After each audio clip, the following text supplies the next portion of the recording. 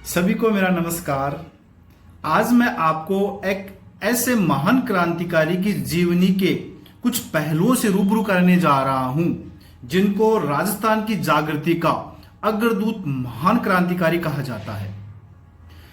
इस शख्स का नाम है भूप सिंह गुज्जर, जिसको सभी लोग विजय सिंह पथिक के नाम से जानते हैं। आज इस महान क्रांतिकारी की 71वीं पुण्यतिथि है।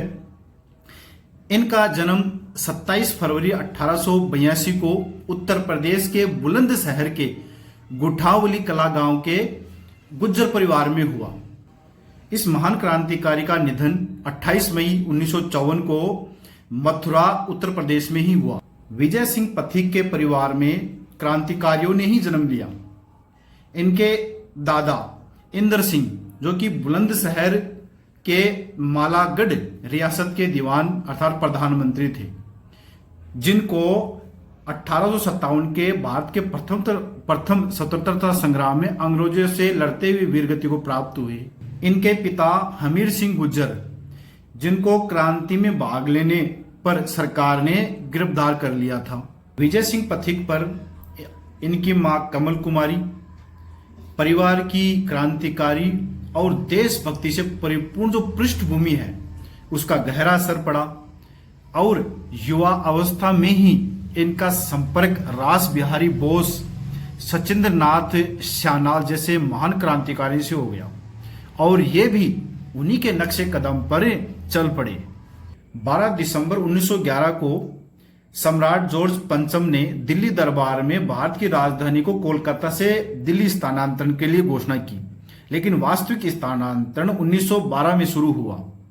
इस एवज में भारत के जो गवर्नर जनरल लॉर्ड हॉर्डिंग ने एक जुलूस का आयोजन किया, तो भारत के क्रांतिकारियों ने लॉर्ड हॉर्डिंग को मारने के लिए उस जुलूस में बम फेंका, लेकिन लॉर्ड हॉर्डिंग उसमें बच निकले। इसके बाद सन 1915 में रास बिहारी बोस के नेतृत्व में लाहौर में एक निर्णय लिया गया कि पूरे भारत में एक सशस्त्र विद्रोह किया जाए, जो कि 1857 की क्रांति की तर्ज पर किया जाएगा, जिसमें यह निर्णय लिया गया कि जो भारतीय ब्रिटिश सेना है उसमें विद्रोह के लिए उनको उकसाया जाए और जो देसी राजाओं की जो सेनाएं हैं उनका भी इस विद्रोह में सहयोग प्राप्त किया जाए। राजस्थान में इस क्रांति का नेतृत्व विजय सिंह पथिक को सौंपा गया। उसी समय विजय सिंह पथिक फिरोजपुर संयंत्र केस से भी फरार चल रहे थे। तो विजय सिंह पथिक का नाम लाहौर संयंत्र और फिरोजपुर संयंत्र दोनों में था। तो विजय सिंह पथिक ने इसी समय अपना नाम भूप सिंह गुज्जर से विजय सिंह पथिक रख लिया और जीवन पर्यंत वो विजय सिंह पथिक के नाम से ही जाने गए। फिर विजय सिंह पथिक को और गोपाल सिंह को खरवा के जंगलों से अजमेर कमिश्नर ने गिरफ्तार कर लिया और टाडगढ़ के किले में उनको नजरबंद कर दिया, लेकिन विजय सिंह पथिक कुछ ही समय बाद वहां से फरार हो गए और राजस्थान में अपने राजपूत वेशभूषा में रहने लगे। जब विजय सिंह पथिक चित्तौड़गढ़ में रह रहे थे तो बिजोलिया से एक साधु सीताराम दास वहां आए, तो वो विजय सिंह पथिक से बहुत प्रभावित हुए और उन्होंने बिजोलिया आंदोलन का नेतृत्व संभालने के लिए विजय सिंह पथिक को कहा, क्योंकि उस समय वहां के किसानों पर बहुत ज्यादा मात्रा में माल गुजारी वसूली जाती थी। किसानों की दशा बहुत ही दयनीय थी। किसानों से 84 प्रकार के कर वसूले जाते थे। युद्ध कोष कर अलग से लिया जाता था। वहां के जो साहूकार हैं वो जमींदारों के सहयोग और संरक्षण से किसानों को प्रताड़ित करते थे, उनसे बहुत ज्यादा कर वसूलते थे। विजय सिंह पथिक बिजोलिया पहुंचे और उन्होंने आंदोलन की बागडोर अपने हाथ में ले ली और पंचायत करके भूमि कर न देने का निर्णय लिया और किसानों में खूब प्रचार प्रसार किया। इसके लिए विजय सिंह पथिक ने कानपुर से प्रकाशित गणेश शंकर विद्यार्थी के पत्र प्रताप से बिजोले किसान आंदोलन का जो आंदोलन है उसको समूचे भारत में एक चर्चा का विषय बना दिया। 1919 में अमृतसर कांग्रेस में पथिक के प्रयास से ही बाल गंगाधर तिलक ने बिजोलिया से संबंधित प्रस्ताव रखा। विजय सिंह पथिक मुंबई जाकर महात्मा गांधी से भी मिले और उन्होंने बिजोलिया के किसानों की दशा करुणा व्यथा को उनको बताया। तो महात्मा गांधी ने उनको वचन दिया कि मेवाड़ की सरकार अगर न्याय नहीं करती है तो वह स्वयं वहां के बिजोलिया किसान आंदोलन का नेतृत्व करेंगे। इसके लिए महात्मा गांधी ने मेवाड़ सरकार के महाराणा को पत्र भी लिखा, लेकिन उसका कोई हल नहीं निकला। विजय सिंह पथिक ने वर्धा से राजस्थान केसरी नामक एक पत्र निकाला जो कि समूचे भारत में प्रसारित हो गया।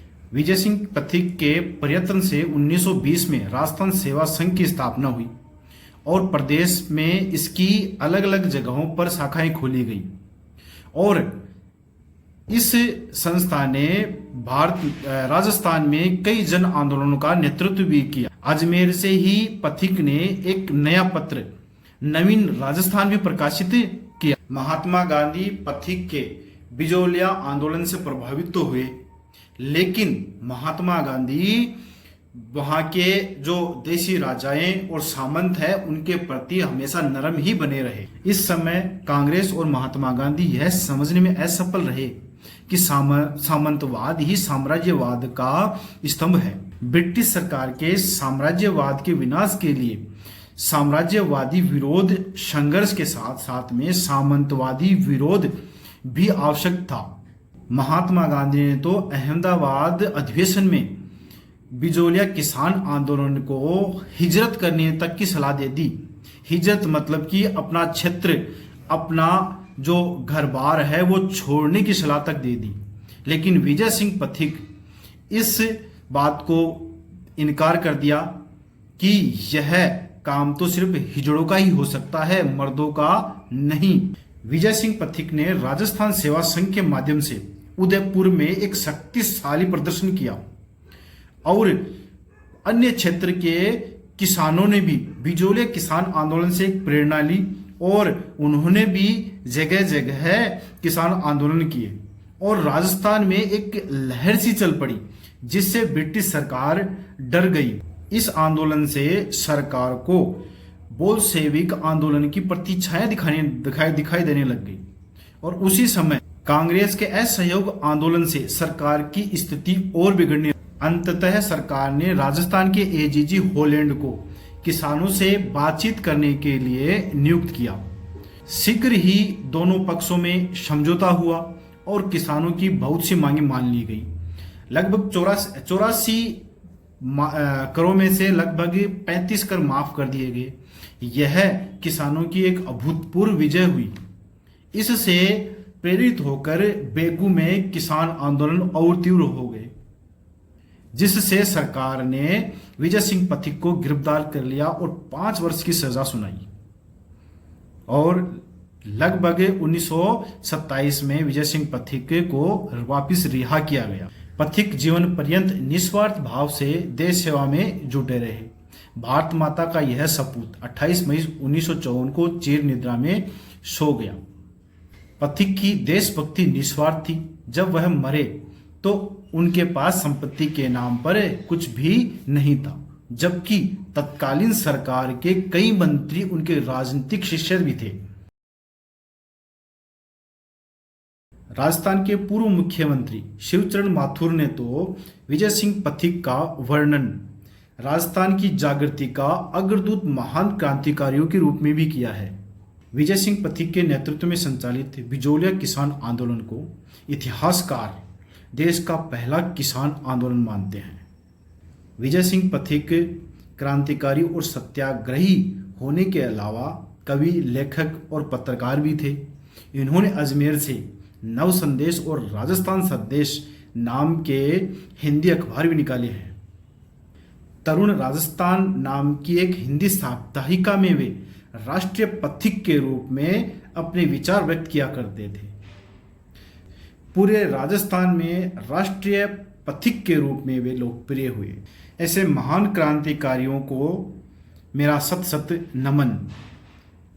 अगर आपको यह वीडियो अच्छा लगा तो लाइक, शेयर और सब्सक्राइब जरूर करें। धन्यवाद।